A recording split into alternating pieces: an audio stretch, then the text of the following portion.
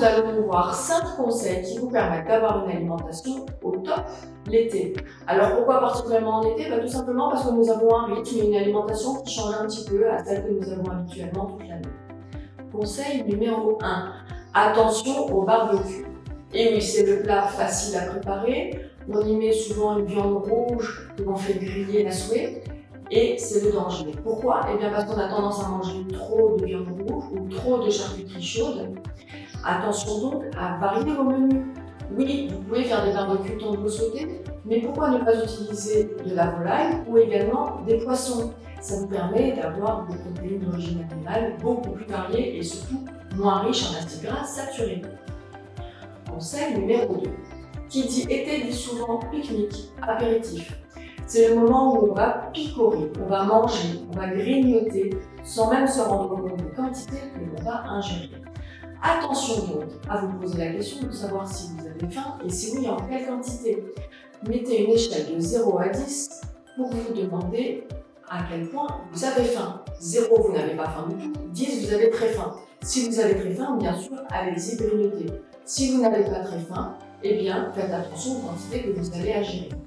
Et puis surtout, faites attention aux aliments que vous allez choisir. Les chips, c'est bien, mais en petite quantité. Faites donc attention à acheter des paquets individuels. Vous ne vous sentirez ainsi pas obligé de finir le gros paquet. Et puis pourquoi ne pas vous diriger vers des petits légumes que vous aurez précoupés, préparés et que vous pourrez tremper dans une petite sauce à base de fromage blanc. C'est une manière de grignoter saine qui vous apportera des vitamines, des minéraux et qui surtout sera légère en calories. Conseil numéro 3, il portera sur les boissons. Attention aux boissons sucrées qui vont accompagner vos repas ou vos apéritifs. Ne vous jetez pas systématiquement sur les sodas, même s'ils sont 0 sucre. Attention aux jus de fruits. Une vidéo a été d'ailleurs filmée à ce propos. Et puis bien sûr, attention à l'alcool. L'alcool apporte beaucoup de calories vides. Un verre de vin contient entre 70 et 90 kcal. Ce n'est pas anodin. Conseil numéro 4. Qui dit été dit chaleur. Qui dit chaleur dit glace. Alors forcément, à la fin d'un repas ou au moment de l'été, on a envie de se faire plaisir et on prend une glace.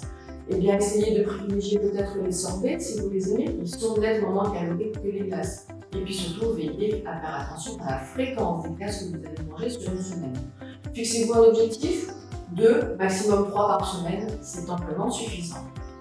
Et puis, dernier conseil, qui dit été, dit repas souvent festif et répétitif. On est souvent invité midi-soir, on va au restaurant midi-soir, et souvent on passe à table sans même avoir faim.